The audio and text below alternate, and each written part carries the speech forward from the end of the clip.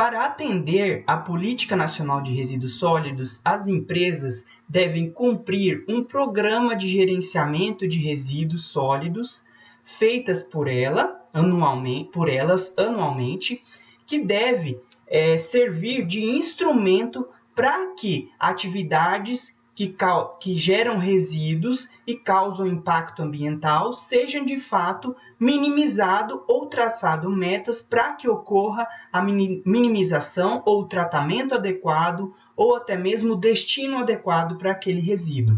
Então, dentro dos planos, inventários, vários nomes e exemplos que podem ser dados, a gente trouxe um programa de gerenciamento de resíduos sólidos anual de uma agroindústria da cana-de-açúcar, hipotética, para que vocês tenham ideia de como é uma estrutura de um programa de gerenciamento de resíduos. Tá? Ele deve conter esses quesitos, que eu vou mostrar cada um deles para vocês, com relação à estrutura, a política traz a forma que ele deve ser feita, tá? Mas nem todos devem seguir essa mesma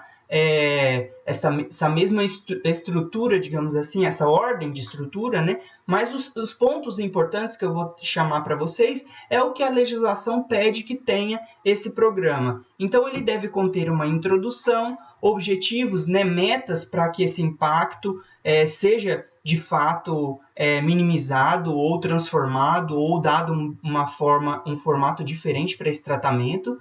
Os resultados obtidos, porque para que essa meta seja alcançada, o que tem sido feito? O que está sendo feito nessa agroindústria para que, de fato, isso ocorra? Ou o que está sendo traçado para o futuro para que isso ocorra?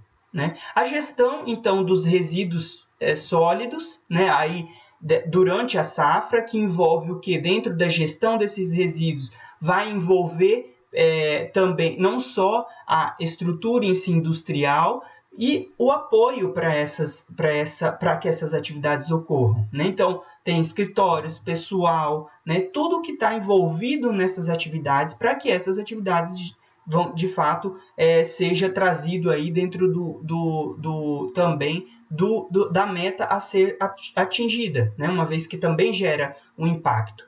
Então, aí dentro dessa gestão, a gente tem a garantir coletas, evitar possíveis contaminações de solo, quantificar e qualificar os resíduos sólidos. Então, é todo um raio-x do que de fato está ocorrendo dentro da indústria para que o impacto seja minimizado. Aumentar a relação da safra anterior com a seletividade, a reciclagem de resíduos. Então, são destinos que já estão sendo feitos dentro dessa agroindústria. Boas práticas realizadas visando a redução dos resíduos, indicadores ambientais envolvendo subprodutos, uma vez que os subprodutos é o carro-chefe das agroindústrias, ou seja, que ocorreu essa transformação de que o subproduto ele está sendo utilizado da forma correta, uma vez que ele é grandemente gerado por essas agroindústrias da cana-de-açúcar. Então, os resíduos até de construção civil, que pode envolver o quê? Uma expansão do empreendimento, a construção de ao escritório ou algo que seja beneficiado para que aquele ambiente ocorra, isso também entra na conta, também tem critérios a ser executados, e a conclusão, o desfecho do que, de fato, isso está servindo para a empresa executar e a empresa ir de encontro à meta que ela tem que ser cumprida. Então, concluindo o desfecho do que isso está sendo feito e do que está sendo executado com relação a todos esses pontos importantes na relação do programa com a Política Nacional de Resíduos Sólidos. Então, dentro dos pontos aí do programa, eu trouxe para vocês os mais importantes. Então, os resultados obtidos para aquela meta, para aquele objetivo, é o que dentro desse programa? Apresentar ações realizadas para o gerenciamento dos resíduos sólidos industriais, gerados na unidade durante a safra 22-23, mas poderia ser qualquer outra safra, esse eu trouxe como um exemplo hipotético, tá? No que se refere ao atendimento às legislações vigentes e à Política Nacional dos Resíduos Sólidos, a Lei 12.305 de 2010, serão apresentados no presente relatório, que é o programa, os resultados obtidos de acordo com o quê? Com as metas propostas, então, com os objetivos propostos para cumprir, então, esse objetivo, certo? No plano básico ambiental. Então, para que isso, de fato, apresente, eu preciso saber o quê? Como está sendo o gerenciamento, a classificação, o manuseio, o acondicionamento, o armazenamento, o transporte, a destinação, o tratamento e a disposição final desses resíduos. Então, do início ao fim, eles estão sendo o quê? Mapeados para que, de fato, nesses quesitos, o que está sendo feito? Porque são esses quesitos que, de fato, vão dizer se está sendo, se esses resíduos estão tendo o destino final, a destinação correta, o manuseio correto, a classificação correta, né, certo? O gerenciamento, a gestão está sendo, de fato, feita. Então, leva tudo em consideração esses pontos importantes. Então, o gerenciamento dentro do programa todo empreendimento, mesmo em pequenas indústrias, acabam provocando problemas ambientais que geram impactos. Como eu disse a vocês, o impacto ambiental gerado por meio dos resíduos que são produzidos.